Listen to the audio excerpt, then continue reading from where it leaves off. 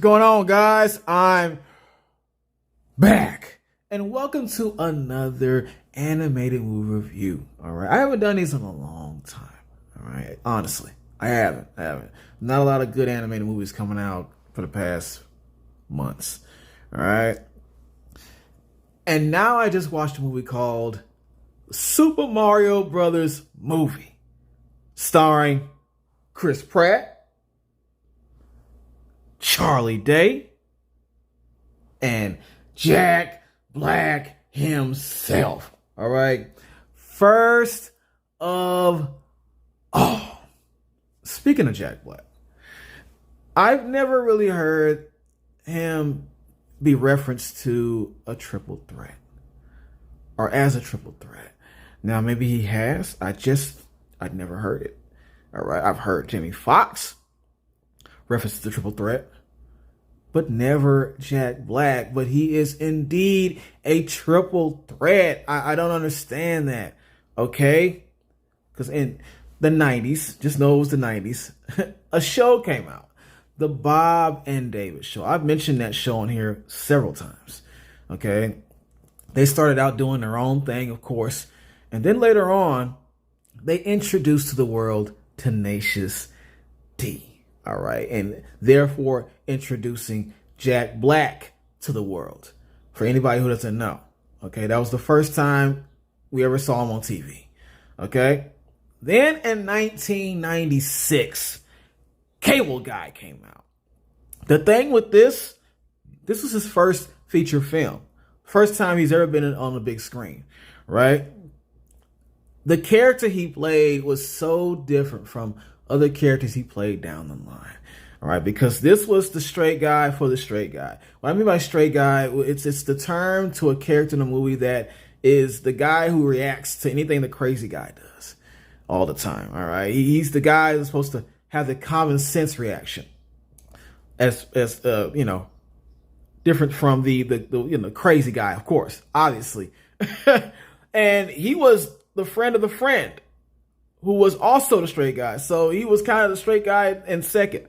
All right. So he's telling the other straight guy, you need to watch this guy. He's not right in the head. And that guy just thought that he was jealous because, he's hanging with him now. But no, he was telling the truth. And Jack Black did such a good job of playing that role. And it's shocking because we're not used to him doing this. We're not used to him playing a role like this. All right. Liked it. I love that. I love that movie, regardless what anybody says. Then in 2001, Saving Silverman came out. Now, this is a movie about a guy and his friends that are working for the pest control company, all right, or animal control, whatever, same thing. And the guy in question is the main guy of the movie, Jason Biggs, and he has a little female problem there, a girl problem, woman problem, I'm sorry. And his friends just don't agree with this. And they're trying to save his relationship. They're trying to save him, save their friend, pretty much. And Jack Black is a part of that group. And his character in this movie is quite interesting, to say the least. But still, I love Jack Black's character in this movie. He helped as a side character, a good, supporting character to the film. All right. Then within that same year, Shallow Hal came out. Now, this was the banger. This was the blockbuster hit right here. All right. A very smart, creative movie, I might add. A movie that you cannot do today without a ton of criticism, and not in a good way. All right. It says a lot about people's perspective or perception of other people, who they're attracted to, and how this can affect you even from a kid. All right. It's deeper than you think. It's deeper than they put it out to be. And I love the movie for every part of that. Okay. And Jack Black just played that shallow guy that only thought one thing and you couldn't convince him any less. All right.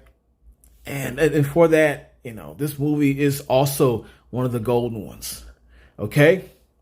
Then in 2002, Orange County came out.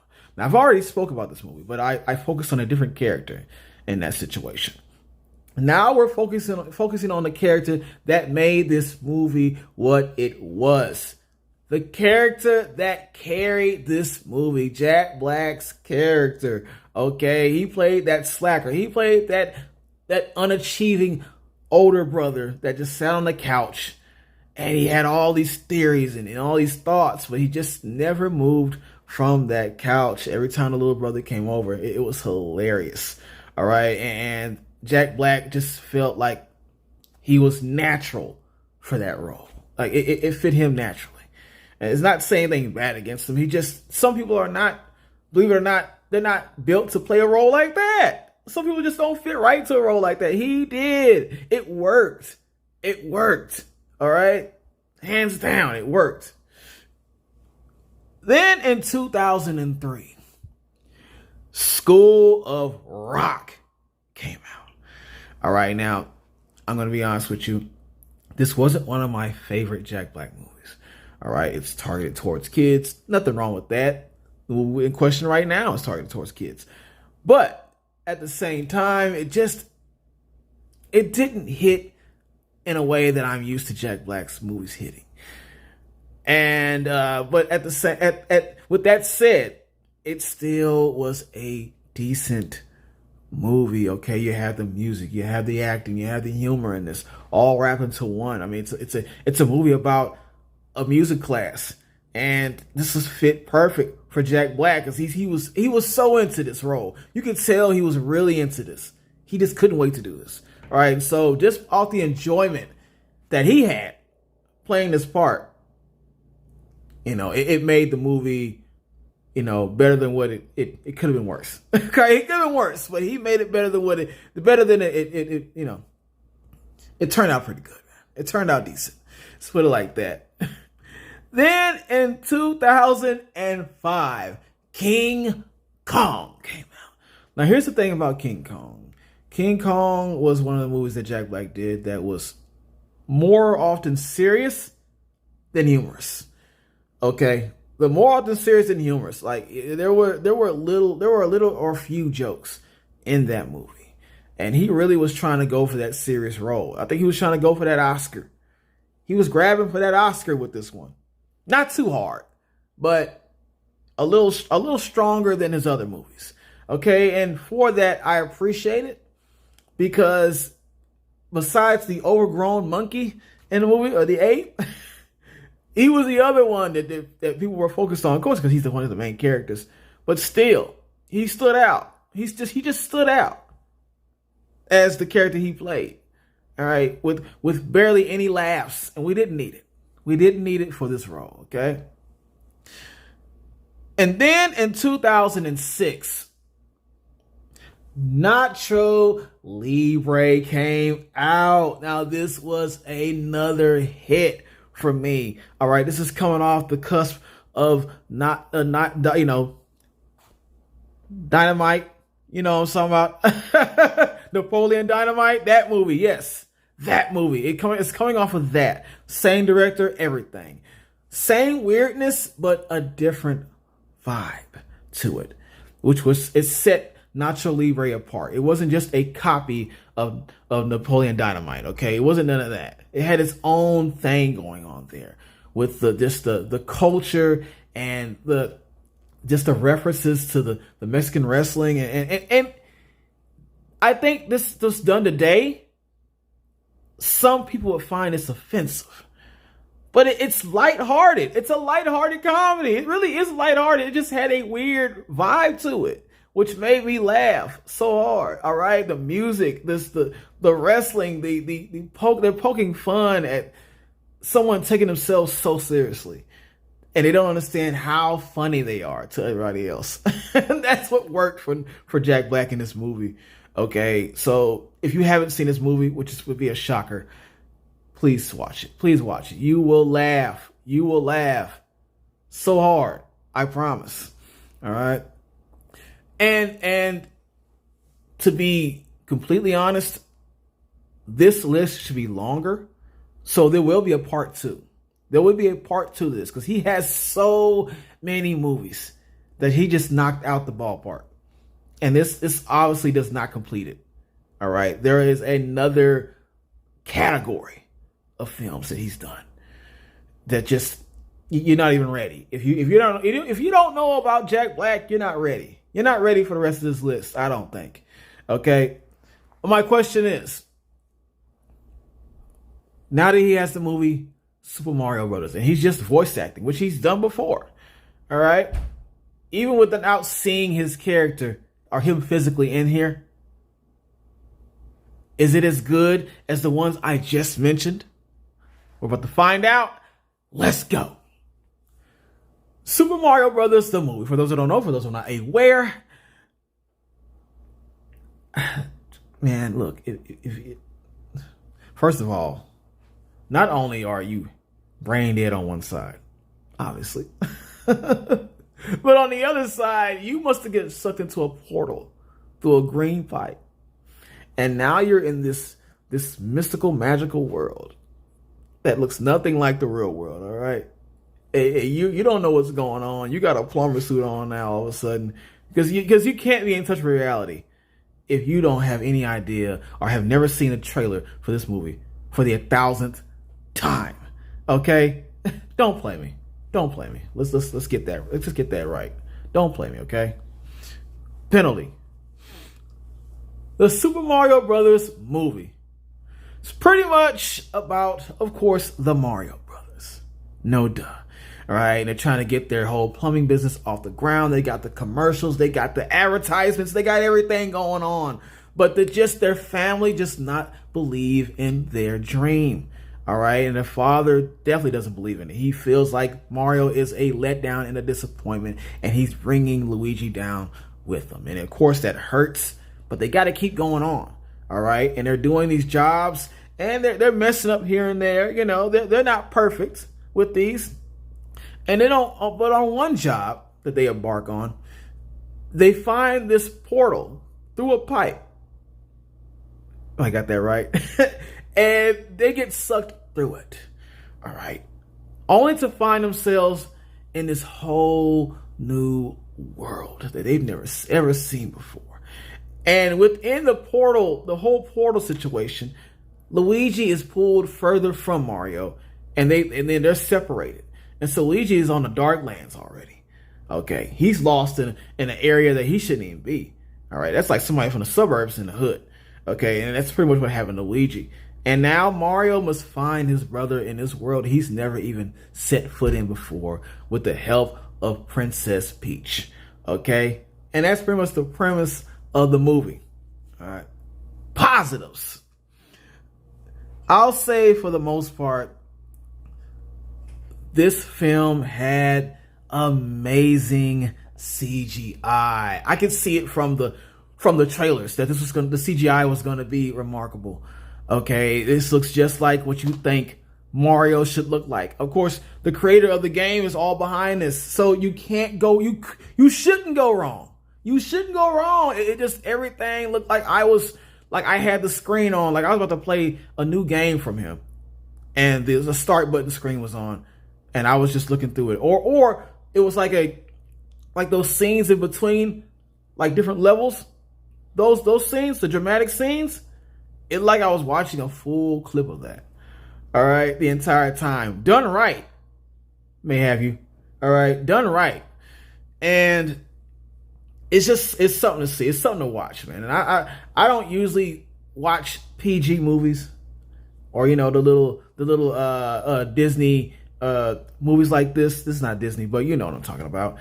And just to see how the animation was created on this one and how it was so dead on. It was so dead on. You can't go wrong with this. I loved it.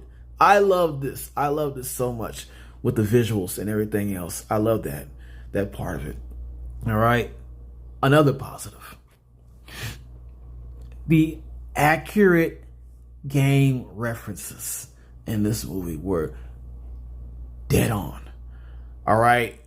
Everything that I remember about this game from the time I grew up to now was referenced within this movie. All the characters, most of the levels, the music, the background music.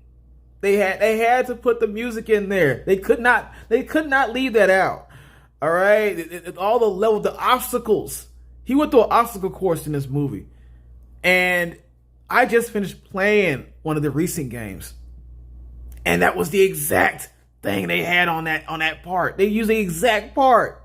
I was like, oh my God, goosebumps, hair raising on the arm. All that was happening. I was like, yes, you did this right. You got this right. There is one part that is, I noticed they didn't use a lot of the old game references as far as levels. There's a lot of new levels mostly used for this, but still, it worked. It worked. Okay, it didn't matter. There's so many games that Mario has. You can go on and on and on with these references. All right, and so I enjoyed that part of it as well. Okay, another positive. The fantastic score.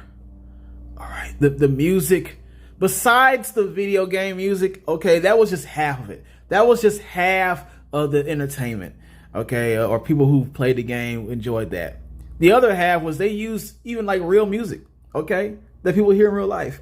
Okay, they used that, and it was the soundtrack for that was great. One that stood out was "I Need a Hero." During the obstacle course that Mario had to go through to prove that he had what it took to be a hero. And so that was so perfect for that. And I know that song has been used in other movies, not too much, but it has been used. But at the same time, it just fit. And there are other songs in this movie too, like the "Take on Me" during the Mario Kart course. Oh man. Oh, it worked. It worked with a little Miami-looking gorilla in the Donkey Kong land. That just worked so well. I don't see how no one could just get the nostalgia hit when watching that. It was perfect. That was perfectly put. Okay. That was done so well. I didn't think they were going to play that song during that part too. I didn't think they were going to play that song at all. But they picked some good music for that, besides the normal music that Mario always had. Okay, it was so well just, placed into this film. All right. Last positive.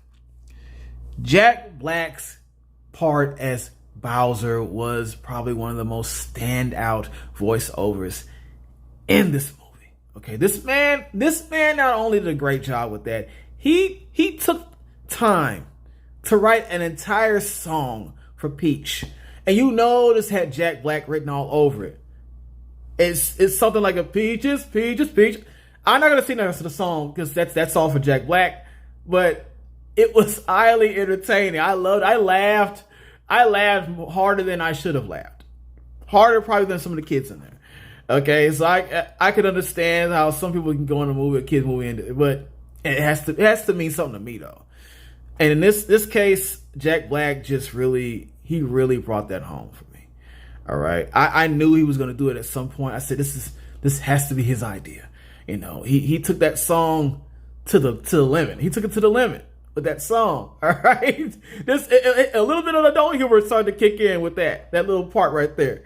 Okay, every time they showed him trying to get this song out, belt it out. So I enjoyed. See, Jack Black just really embraced it.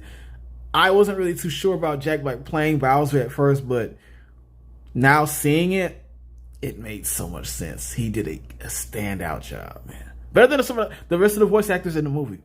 Easily. All right. Negatives. I don't like that they made Luigi a coward. All right. Now, I understand he's all scared in his own little game, the Luigi Haunted House or whatever that's called. All right. That's his own game. He's not scared on the Mario game itself. He's not a scared little coward. I want to say another word, but I can't say that on here. All right. The movie, it portrayed him as that little beep through the entire film. He was just scared of everything. Man, is he Richard Pryor or something? Did he try to reincarnate Richard Pryor through this character? Because he was just shaking at every moment and point. And I don't like that. I didn't like that, okay? Now, hopefully a sequel might be thought of where he can just kind of gain his manhood back with that one. All right? Because I didn't enjoy that part. You really disrespected Luigi's character by doing that. Please take that back. Take that part back. All right? Another negative. I don't buy the fact that, let me just put it like this. A spoiler alert for anybody who think this might be a spoiler. Princess Peach came to that world at a much younger age. Of course, duh. She was a baby or whatever. She was there. So she's had a lot of time, to get in tune with their customs and all that. That makes sense. Okay, as far as the courses. But then when Mario said, let me guess, you beat this course on your first try, she said no. She tried to lie. Then she just came out the truth. Yes, I did. Why did you do that? Why did you make it to where she beat on the first try? How could she do that on her first try? How could she do all that perfect on her first try? Even if you're trying to be funny, that's not funny, because we see what you're trying to do there. Stop doing that. Please stop doing that. Please. I did not like that part. If I was Mario, I just wanted to jump out of the movie. After hearing that she got it on her first try. I feel you, Mario. That's ridiculous. Okay? Another negative. Donkey Kong was such a hater. Okay? He at every course and corner, he took time to hate on Mario. I don't respect that. Okay? Give Mario his respect. You're just mad because you lost some little situation early in the movie. I can't really mention what happened, but he's mad because of that, and now he wants to hate on through the entire movie. Didn't enjoy that, okay? Last negative. Yoshi was barely in the film. All right? They showed it for a couple of seconds. That was it. But with that said, I'm still giving this a hell yes. All right. Yes, it gets a hell yes for obvious reasons. Anybody who's hating on this movie, you're insane. You're insane. Like it, share it, subscribe.